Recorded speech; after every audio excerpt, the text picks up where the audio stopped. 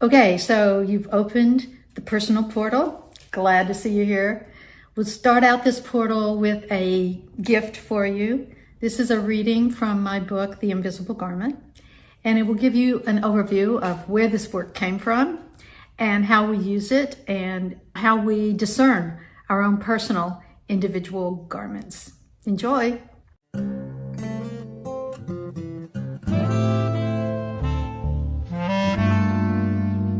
Introduction.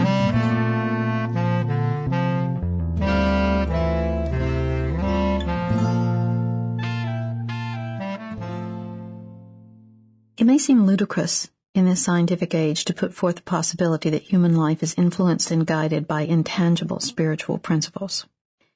It's perhaps even more outlandish to suggest concrete ways to discern those principles. And most frivolous is the idea that one uses those principles to design the blueprint for one's life before his or her birth. That's tantamount to saying that each person is a divine co-creator of life. Yet the older I get, the truer these outrageous ideas become. It now seems highly plausible to me that we sign a prenatal contract with life. It is sealed the moment we are born. It is readable in the stars for those with eyes to see. It becomes our template, our blueprint, our core patterning. It is the agreement our soul makes with life. It is the invisible garment we wear throughout our lives. I suspected and simultaneously doubted all this in my earlier years. Then came the day that changed the direction and work and meaning of my life. Meeting the angels. It was just before dawn, the morning after my 44th birthday. I knelt next to my father's deathbed, praying for his release from the body. My sisters and I had come back to the small West Texas town where my parents grew up to sit vigil with my father during his dying days.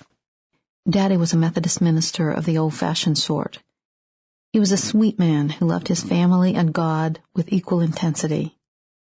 In his aging process, his faith had faded, along with his memory. His last few years were dreamlike, not grounded in the same ordinary existence in which most of us anchor our reality. In short, he was out of it. However, he pulled himself together one day to tell my mother and the director of the nursing home that he was ready to die and that he would not take any more food, water, or medication. That day, my sisters and I went home.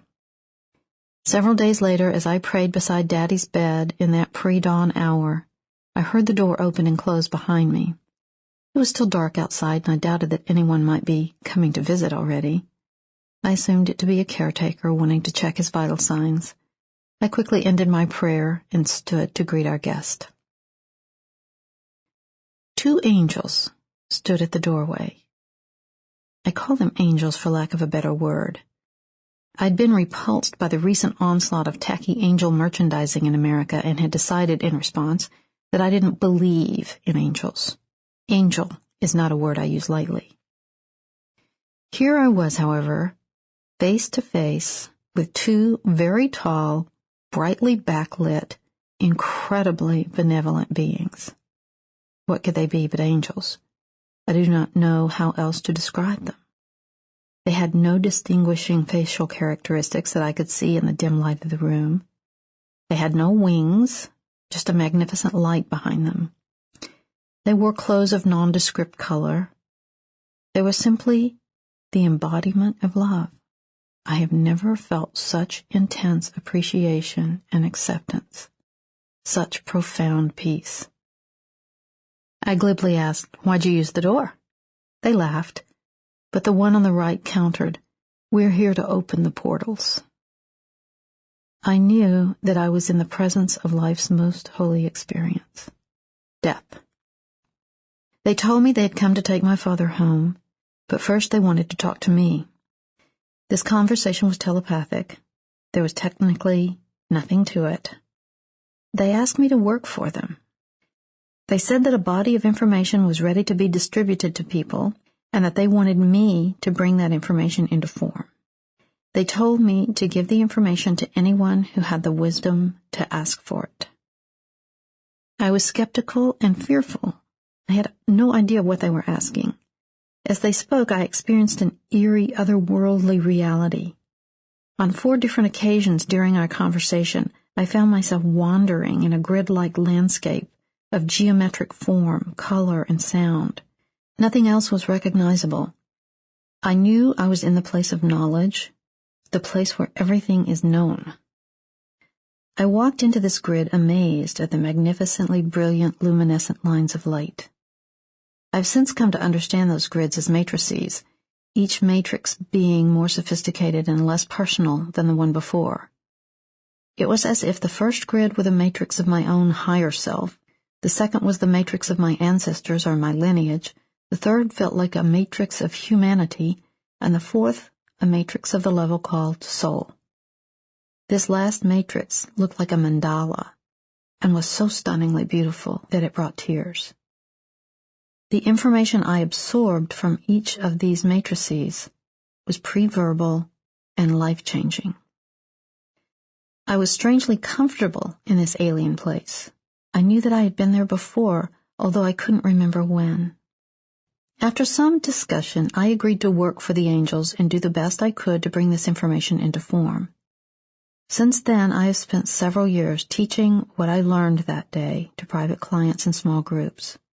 Sometimes I ask myself why I do this work. I always have the same simple answer for myself. I have never trusted anyone or anything so completely as I trusted those angel beings. I watched my daddy's magnificent transformation that sweet December morning. As the sun rose through the east window in the room, the laser-like first morning's light beam stabbed my eyes. My daddy breathed his last sigh, and his spirit left the body. After a few minutes of absolute peace, I came back to regular consciousness in an empty room with Daddy's corpse on the bed, having no real clarity about what had just happened. Later, as my mother and sisters arrived, I considered the possibility that the whole thing had been a figment of my imagination, the result of sleep deprivation. Over the next several months, however, this promised body of information formulated itself. Mostly I received it in the dream time and then woke up to write it down. Often I would awaken and sit for a long period of time in receptive meditation. Through these meditations, I received the words that described and communicated this amazing set of teachings. At the time of my angelic encounter, I had not published a book, and the thought of trying to print and widely distribute something that a couple of angels told me was too astonishingly new agey to consider. However, I did consent to writing it down in my personal journal, and I promised I would tell my few closest friends and students about it. They then told their closest friends, and soon I was giving soul contract readings almost daily.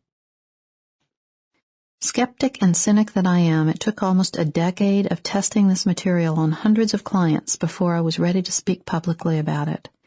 By now, however, I have every confidence that this information is valid, profound, significant, and most importantly, it carries deep truth to the heart of any reader.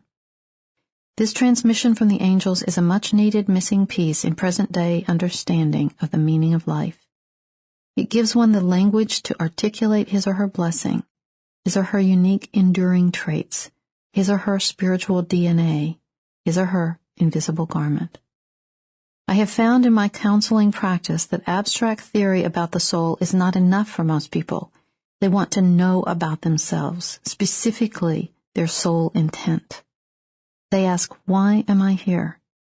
This body of information provides a structure through which you can recognize and understand your own blessing more thoroughly.